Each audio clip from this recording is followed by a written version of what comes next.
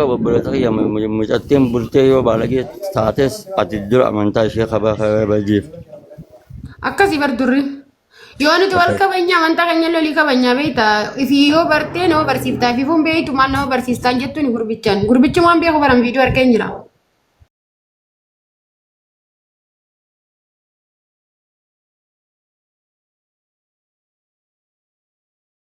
Akkas.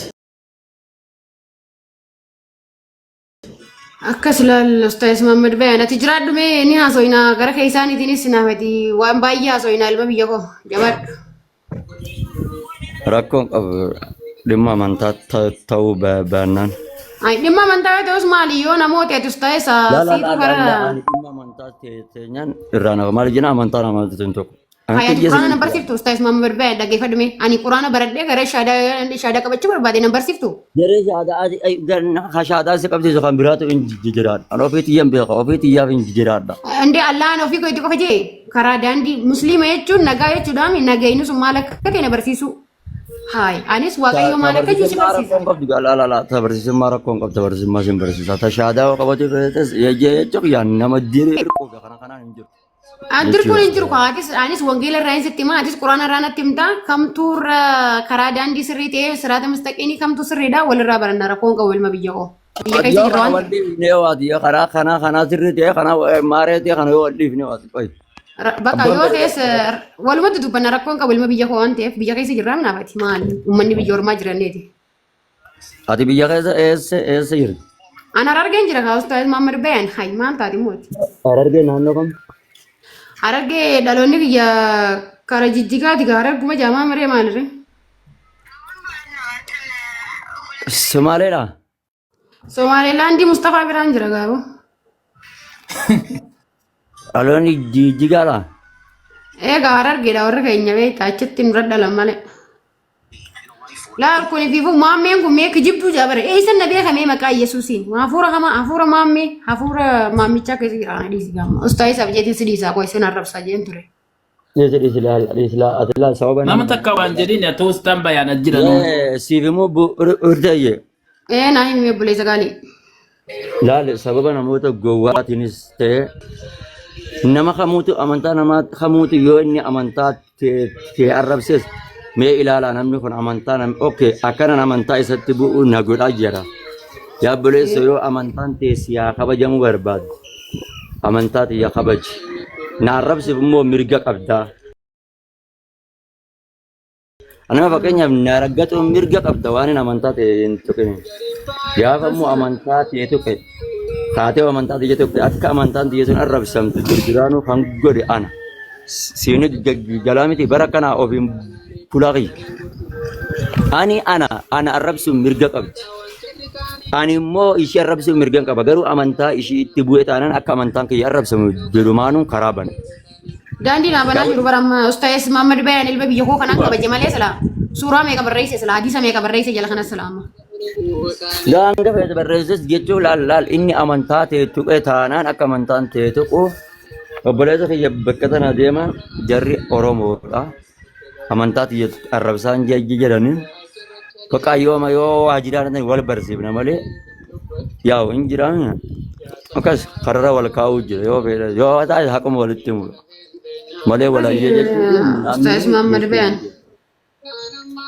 Walajjeesu wal jibbaamanii kun sirri miti. Lammaffaan ammoo wanti guddaan walii qayyimuu barbaannu keessaa bakka amantaa kanaatitti nama fakkeenyaaf nama quraanaa fi hadiisaa fi quraanaas atis yoo wangeela beekte sirriitti hubannaa qabaatte suutumatti nama walii himuu dandeessanii wajjin hayyee jettanii osoo amantaa waliin tumne osoo amantaa waliin arrabsine yoo akkasitti hayyee jettan mashaallahu maara rakkoon qabu.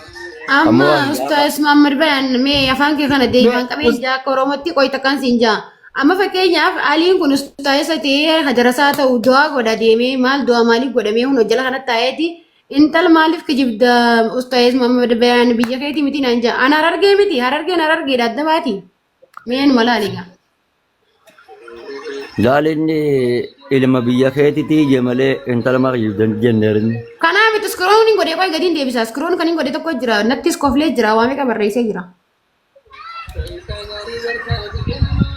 لا إني جيتك إن جرامتي نمن أستاذ علي است أما بكين أكين منطقة يو إنتو إني يو خاو ياو إني إنتو سيست إسست يو وجاسو وربادنيس رجال أول من سيفتني رجال سوتة وجاسو سنو مدندسان Ustaz. جاي Yaanni hanki bareeda dhugaadha yaada garaa hanki qulqulluu kana qabattee deemtaati. Isa dhugaa isin jedhu. Aniini ni arrabsa gittin godhee arrabsa. Shamarran musliimaa fi jarmaayyuu arrabsa yoo jarri bakka biraa dhaqan. Kun hojii isaati. Waraabbatee fa'i wanna jala jiruuf amma waa takka waraabbatee dogongora misteekii bo'ii waraabbatee achitti dhaqee poosta'uudhaafi. Digalee kun hojii adiiti. Digalee. Wayka kaadii sitti mee darba kaadii akkanumaan fudhadhu jechuudha barbaadeetani hojii isaa suutuma argita kun hojii isaa waan ta'eef dhageeffadhu geema hankee irratti wanni shira sitti tate ani qorachuutu jira parsantii 50 gahee jira 50 gaafatti guuttadhee gadi dhiisa jechuudha ni waraaba viidiyoo uummata muslimaati kana quba qabda inni dhagamaame Dhugaa siin jedha Ustaz Muhammad Bayan. Kaashira sitti ini dhagama sagaleen kiyya Ni dhagama. Ana ma bakka ajandaa hunda keessaa obee tataan jira nageenyi rabbi isin biraa jiraatu akkam isin nagaa fayyaadha jirtu akkam jireenyi biyya ormaa biyya keessaa biyya alaa maasha Allah jabaadha. Itti fufi hurjii waliin mooti dubbadha hundi keessanuu dubbadha warra sadii jette Muhammad Bayan nagaa gaafadha hundi keessanuu nagaa gaafadha yeroo takka achi booda adeeman. Lakki boo ani anamma nama akka keessanii kana tuqurra eenyu fanto qabeeta jajjaajara kaanii wajji wal mormuu faadha. Yaa ani bakka kanatti dandeettii ittiin qabu yaa warri dandeettii itti qabu hin jira bakka walayyee jechuu dandeessanii. Amma wagga waliin deemtan amantaa walii eeggadhaadha. Amantaa walii irratti janjamaan godhinaadha jechumaafin dhaamsa koo isinii dabarsaam obboleessa keessaa Muhammad Bayan unkaan akka dhageessanii buna dhuyna amma jalatooma hundi keessanii ofiin bulaa. Oko. Ustaz. Jalatoomi siin kabajaa ishee. Tole atillee baay'ee galatoomi ulfaadhu shira xaxameef immoo qorachuutti jirraa gaafa qorannee finne gadi futtaafna nu eeyyamtaa. Ani akka feete qoratu baattus akka feete hayyee jettus amantuma walii pilis akka walii hin xuune amantaa waliin arrabsinaadha. Muhammad Bayan dhiifamaa jirtu sababu mana kanatti Ustaz Bayan. Bula. Ani gaafa kamni si beeta amantiin kun akkasii maaliin kun akkasii jechuudha arra walakkaa waggaa gahee jira. Digalee amantiidhaan waan jedhu warra bakka amantii arrafamullee hin naqu. Digalee La nama kamuututi amantaa laal jechuun laal seerri nama dhiisu beeka amantaa namaatti qo'uun ta'u beeka hin ayyamu yaa.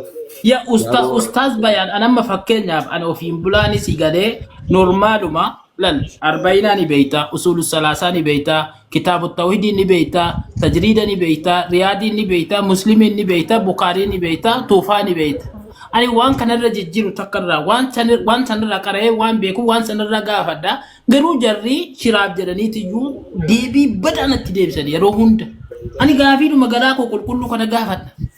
Digalee garuu jarri akka waan jaraa waliin falmuuf intini balaa buusaniitti iyyuu intini achirratti malee rakkoon koo gara biraa amantaa takkan arrabsan.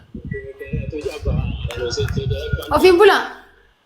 Mootiin nagaa gaafatu qo'imee Ustaz Muhammad Bayan kana. Ofiin bula dubbisi mootii nagaa.